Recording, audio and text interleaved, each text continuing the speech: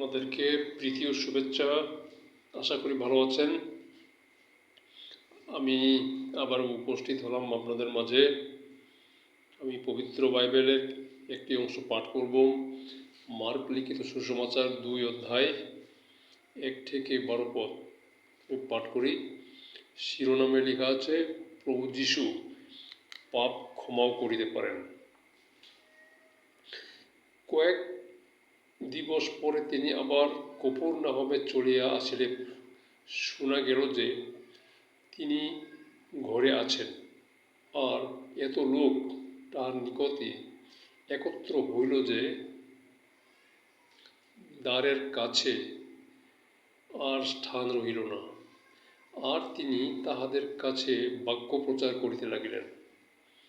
তখন লোকেরা 4 জন লোক দিয়া একজন পক্ষাঘাতগ্রস্ত লোককে বহন করিয়া তাহার নিকটে আনিতেছিল। কিন্তু ভিড় প্রযুক্ত তাহার নিকটে আসিতে না পারাতে তিনি যেখানে ছিলেন সেই স্থানের ছাদ খুলিয়া ফেলিল, আর ছিদ্র করিয়া সে যে খাটে পক্ষাঘাতগ্রস্ত লোক শুইয়াছিল তাহা নামাইয়া দিল। তাহাদের বিশ্বাস দেখিয়া যীশু সেই পক্ষাঘাতগ্রস্তকে কহিলেন, বৎস, তোমার পাপ সকল ক্ষমা হইল। কিন্তু সেখানে কয়েকজন অধ্যাপক বসিয়াছিল, তাহারা মনে মনে এইরূপ তর্ক করিতে লাগিল, এই ব্যক্তি এমন কথা কেন বলিতেছে? এ যে ঈশ্বর নিন্দা করিতেছে। সেই একজন, অর্থাৎ ঈশ্বর ব্যতিরেকে আর কে পাপ ক্ষমা করিতে পারে? তাহারা মনে মনে এইরূপ তর্ক করিতেছে, ইহা যীশু তৎক্ষণাৎ আপন আত্মাতে বুঝিয়া তাহাদিগকে কহিলেন, তোমরা মনে মনে এমন তর্ক কেন করিতেছ? কোনটা সহজ, পক্ষাঘাতগ্রস্ত লোককে তোমার পাপ ক্ষমা হইল বলা, না উঠো, তোমার শয্যা তুলিয়া বেড়াও বলা? কিন্তু পৃথিবীতে পাপ ক্ষমা করিতে মনুষ্যপুত্রের ক্ষমতা আছে, ইহা যেন তোমরা জানিতে পারো। এই জন্য তিনি সেই পক্ষাঘাতগ্রস্ত লোককে বলিলেন, তোমাকে বলিতেছি, ওঠো, তোমার খাট তুলিয়া লইয়া তোমার ঘরে যাও। তাহাতে সে উঠিল ও তৎক্ষণাৎ খাট তুলে লইয়া সকলের সাক্ষাতে বাহিরে চলিয়া গেল। ইহাতে সকলে অতিশয় আশ্চর্যান্বিত হইল ও এই বলিয়া ঈশ্বরের গৌরব করিতে লাগিল যে এমন কখনো দেখি নাই। প্রিয় ভাই ও ভগ্নীগণ, আমি যে অংশটুকু পাঠ করলাম এটা আপনাদের মাঝে কিছু আলোচনা করতে চাই। এখানে আমরা দেখতে পাই পক্ষাঘাতগ্রস্ত রোগীকে প্রভু যীশু খ্রিস্ট সুস্থ করেন। এখানে দেখতে পাই প্রভু যীশু খ্রিস্ট কফরনাহমে চলে এসেছেন এবং তিনি যে ঘরে আছেন সেখানে অনেক লোকের ভিড় হয়েছিল এবং এত লোক যে ঘরের দরজা পর্যন্ত ভর্তি ছিল, ভিতরে যাওয়ার আর কোনো পথ ছিল না। প্রভু যীশু খ্রিস্ট ঘরের ভিতরে ছিল।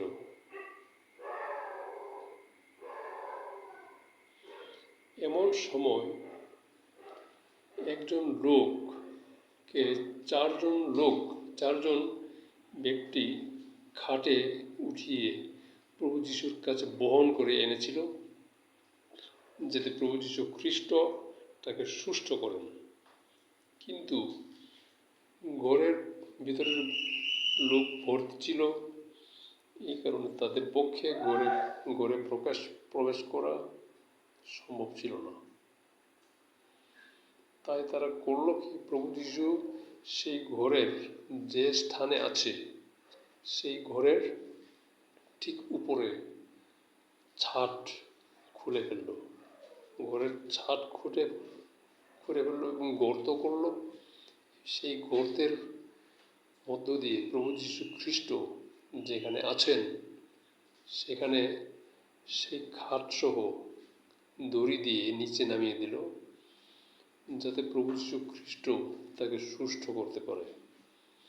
এবং প্রভু যীশু খ্রিস্ট যেখানে আছে তার সামনে নামিয়ে দিল, এবং সেটা দেখে প্রভু যীশু খ্রিস্ট তাকে, সেই পক্ষাঘাতগ্রস্ত লোককে তিনি বললেন, তোমার পাপ ক্ষমা হইল, পাপ সকল ক্ষমা হইল।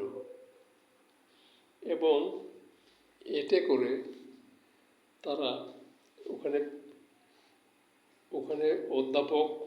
কয়েকজন অধ্যাপক ছিল, এবং কয়েকজন যে অধ্যাপক ছিল তারা মনে মনে তর্ক করতে লোক ঈশ্বর নিন্দা করতেছে, ঈশ্বর নিন্দা করছে, এমন কেউ নাই ঈশ্বর ব্যতিরেকে কেউ পাপ ক্ষমা করতে পারে। তারা প্রভু যীশু খ্রিস্টকে বৎসরনা এবং তর্ক বিতর্ক বলাবলি করতে লাগলো।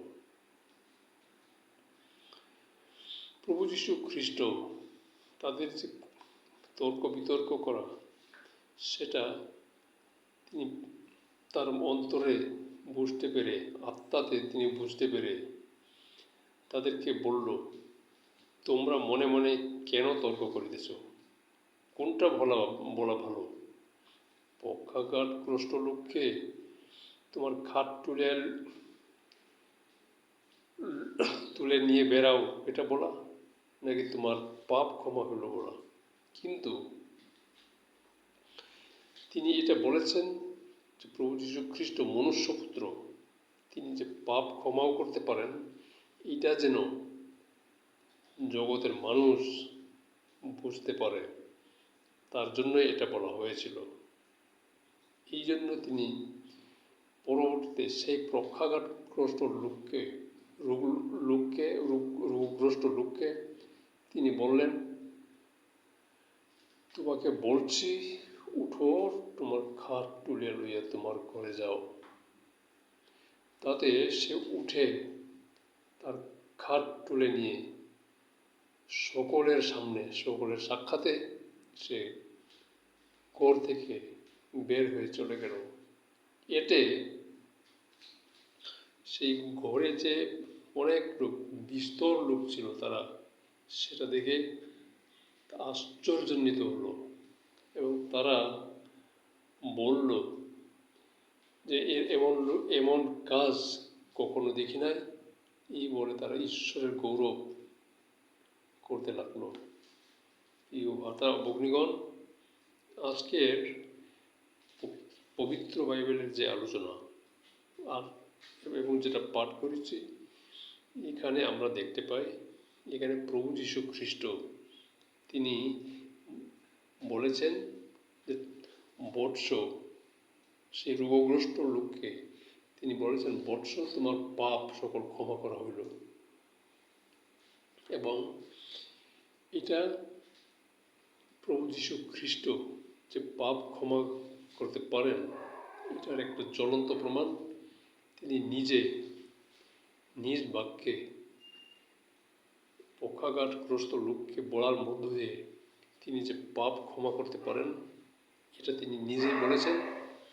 এবং এটা আমাদের জন্য একটা পরিষ্কার কথা, স্পষ্ট কথা, যে প্রভু যীশু খ্রিস্ট পাপ ক্ষমাও করতে পারেন। তার পাপ ক্ষমা করার মতো ক্ষমতা আছে, যে কোনো মানুষের পাপ ক্ষমা করার ক্ষমতা আছে। সুতরাং আমরা জগতের যারা মানুষ হিসেবে যারা আছি, আমাদের কারো পাপ ক্ষমা করার মতো ক্ষমতা নেই। সুতরাং প্রভু যীশু খ্রিস্ট জগতে এসেছেন আমাদের পাপ থেকে উদ্ধার করার জন্য।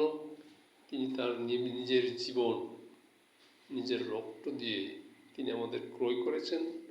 তিনি আমাদের পাপ থেকে উদ্ধার করার জন্য এই জগতে এসে তিনি শাস্তি ভোগ করেছেন, দুঃখ ভোগ করেছেন। সুতরাং আমরা প্রভু যীশু খ্রিস্টের উপর নির্ভর করে আমরা তার কাছে আমাদের পাপ স্বীকার করে আমরা পাপ থেকে উদ্ধার পেতে পারি। ঈশ্বর আমাদের সকলের সহবর্তী হন।